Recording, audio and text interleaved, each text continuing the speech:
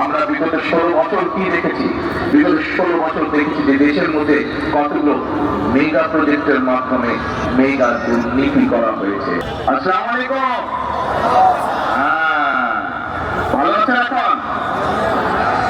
ভালো আছেন আপনারা? আলহামদুলিল্লাহ।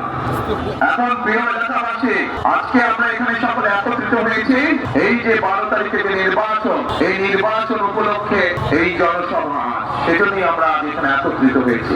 এই যে নির্বাচন, এই নির্বাচন অর্থাৎ কি? এই নির্বাচন হচ্ছে আপনার যে রাজনৈতিক অধিকার, সেই অধিকার আপনি আপনার মতন করে আপনি প্রয়োগ করবেন, অর্থাৎ আপনার রাজনৈতিক অধিকার আপনি প্রয়োগ করবেন। কিন্তু গত 16 বছর ধরে এই অধিকার বাংলাদেশের মানুষের কাছ থেকে কেড়ে নেওয়া হয়েছিল। গত 16 বছর ধরে দেশে তথাকথিত কয়েকটি নির্বাচন অনুষ্ঠিত হয়েছে, কিন্তু আপনারা কি সেই নির্বাচনে ভোট দিতে পেরেছিলেন? পারেননি আপনারা। এখন প্রিয় ভাই বোনেরা, এই যে সামনে যে নির্বাচন হবে, আপনারা কি মনে করেন আপনারা ভোট দিতে পারবেন? পারবেন ইনশাআল্লাহ। এই যে আপনি আগামী নির্বাচনে যে ভোট দিতে পারবেন, এই যে আপনার যে রাজনৈতিক অধিকার প্রয়োগ করতে পারবেন, এই যে এখন যে আপনার মনে যেটা হয়, যেই কথাটা আছে সেই কথাটাকে নির্ভরে আপনি বলতে পারেন, এই যে এই সুযোগটা যে বাংলাদেশের মানুষের সামনে এসছে, বাংলাদেশের প্রত্যেকটি ভোটার, প্রত্যেকটি নাগরিকের সামনে এসছে, এই সুযোগটা তৈরি করার জন্য কিন্তু বহু মানুষ গত 16 বছরে প্রাণ দিয়েছে। বহু মানুষ গত 16 বছরে গুম খুন হত্যার শিকার হয়েছে। বহু মানুষ গত 16 বছরে বিভিন্নভাবে নির্যাতনের শিকার হয়েছে, পঙ্গুত্ব বরণ করেছে। বিশেষ করে যে স্বৈরাচার পালিয়ে গিয়েছে জনগণের গণ অভ্যুত্থানে, সেই 2024 সালের জুলাই আগস্ট মাসে সেই স্বৈরাচার ক্ষমতা ধরে রাখার জন্য 1400 মানুষকে হত্যা করেছে, 20,000-এর মতন মানুষকে তারা বিভিন্নভাবে আহত করেছে, হাজারের উপরে মানুষ অন্মুক্ত বরণ করেছে। এবং আজ আমাদের এখানে সেই সামনে জুলাই শহীদদের পরিবার, জুলাই আহত যোদ্ধারা আমাদের সামনে বসে আছে। এই যে প্রিয় ভাই বোনেরা, প্রিয় ভাই বোনেরা, এই যে মানুষগুলো গত 16 বছরে জুলাই আন্দোলন ধরে গত 16 বছরে হাজার হাজারের মানুষ নিজের জীবন উৎসর্গ করেছে, বহু মানুষ পঙ্গুত্ব বরণ করেছে। এই যে তাদের আত্মত্যাগ, এই আত্মত্যাগটা আমরা বৃথা যেতে দিতে পারি না। পারি কি আমরা? বৃথা যেতে দিতে পারি না। তারা আমাদের গণতান্ত্রিক অধিকার ফিরিয়ে এনে দিয়েছে। প্রিয় ভাই বোনেরা, 1971 সালে বাংলাদেশের মানুষ জীবন বাজি রেখে যুদ্ধ করেছিল। সেই যুদ্ধের মাধ্যমে আমরা আমাদের এই দেশকে স্বাধীন করেছি। 2024 সালের জুলাই যোদ্ধারা তারা নিজের জীবন উৎসর্গ করে, নিজের সবকিছু বিসর্জন দিয়ে সেই স্বাধীনতাকে তারা রক্ষা করেছে। এখন প্রিয় ভাই বোনেরা, 12 তারিখে নির্বাচন। এই নির্বাচনে মানুষ তার রাজনৈতিক অধিকার প্রয়োগ করবে, কিন্তু শুধু রাজনৈতিক অধিকার প্রয়োগ করলে আজকে চলবে না। আমরা বিগত 16 বছর কি দেখেছি?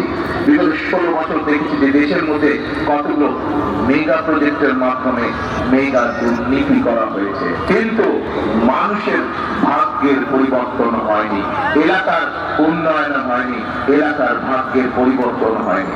যদি এলাকার ভাগ্যের পরিবর্তন হতো, যদি এলাকার মানুষের ভাগ্যের পরিবর্তন হতো, যদি এলাকার উন্নয়ন হতো, তাহলে আজকে এই যে ধানের শীষের প্রার্থী ববি হাসান তার বক্তব্যে যেই কথাগুলো বলেছে, এলাকার বিভিন্ন সমস্যা নিয়ে যেই কথাগুলো বলছে, সেই সমস্যাগুলো তো থাকার কথা ছিল না। ছিল? সেই সমস্যাগুলো আছে বলেই প্রমাণিত হয় যে গত 16 বছর এই দেশে শুধু ঢাকা 13 নয়, বাংলাদেশের কোন অঞ্চলে কোনো কাজ হয়। শুধু কি কাজ হয়েছে? মেগা প্রজেক্ট হয়েছে। কোথায় কোথায় দুর্নীতি করা যায় সেইভাবে প্রজেক্ট গ্রহণ করা হয়েছে। প্রিয় ভাই বোনেরা, আজকের এই নির্বাচনী জনসভা এবং 12 তারিখের যে নির্বাচন, সেই নির্বাচনে আমাদেরকে অর্থবহ করতে হবে। যে মানুষগুলো তাদের জীবন উৎসর্গ করে আজ এই পরিস্থিতি তৈরি করেছে, বাংলাদেশের মানুষকে এই সুযোগ তৈরি করে দিয়েছে, এই সুযোগ আমাদেরকে কাজে লাগাতে হবে। এবং কি সেটা? সেটা হচ্ছে আমাদেরকে এই দেশের মানুষের ভাগ্যের পরিবর্তনের রাজনীতি শুরু করতে হবে। কি কাজ সেটা? এই দেশকে পুনর্গঠনের কাজ শুরু করতে হবে। এই দেশের ভাগ্য, এই দেশের মানুষের ভাগ্যের পরিবর্তনের কাজ শুরু করতে হবে। এখন প্রিয় ভাই বোনেরা, আমরা একটি রাজনৈতিক দল, আমাদের দলের নাম বাংলাদেশ জাতীয়তাবাদী দল, বাংলাদেশের মানুষ যাকে বিএনপি হিসাবে চেনে। প্রিয় ভাই বোনেরা, আমাদের দলের মার্কা কি? ধানের শীষ। এই ধানের শীষ, এই ধানের শীষ বাংলাদেশের মানুষের জন্য কতগুলো পরিকল্পনা গ্রহণ করেছে যে আগামী দিন এই 12 তারিখে আপনারা ধানের শীষকে জয়যুক্ত করলে পরে ইনশাল্লাহ আল্লাহ রহমতে 13 তারিখে বিএনপি সরকার গঠনে সক্ষম হলে পরে এই ধানের শীষ এই দেশের মানুষের ভাগ্যের কিছু পরিবর্তনের জন্য কতগুলো পরিকল্পনা গ্রহণ করেছে। এই মুহূর্তে বাংলাদেশে একমাত্র বিএনপি হচ্ছে সেই রাজনৈতিক দল যারা এই দেশের মানুষের ভাগ্যের পরিবর্তনের জন্য অনেকগুলো পরিকল্পনা আমরা গ্রহণ করেছি। যেই পরিকল্পনাগুলো ইনশাআল্লাহ আমরা বাস্তবায়ন করতে সক্ষম হব আপনারা যদি ধানের শীষকে বিজয় করেন, আপনারা যদি ধানের শীষকে জয়যুক্ত করেন। বিএনপি আল্লাহ রহমতের সরকার গঠন করলে আমরা এই পরিকল্পনাগুলো বাস্তবায়ন করব। আমরা সেই কাজগুলো করতে চাই যে কাজগুলো মানুষের পক্ষে করা সম্ভব। আমরা এমন কোনো কাজ করতে চাই না, এমন কোনো কাজের প্রতিশ্রুতি আমরা দিতে চাই না যা মানুষের পক্ষে সম্ভব নয়। সেজন্যই প্রিয় ভাই বোনেরা, এই যে এই বাংলাদেশ, যে বাংলাদেশের জনসংখ্যা প্রায় 20 কোটি, এই 20 কোটি জনসংখ্যার অর্ধেক হচ্ছে আজ নারী। আমরা যদি মা বোনদেরকে দেশের ভাগ্যের পরিবর্তনের উন্নয়নের রাজনীতির সাথে যদি সম্পৃক্ত না করি তাহলে কোনোভাবেই দেশের ভাগ্যের পরিবর্তন করা সম্ভব না।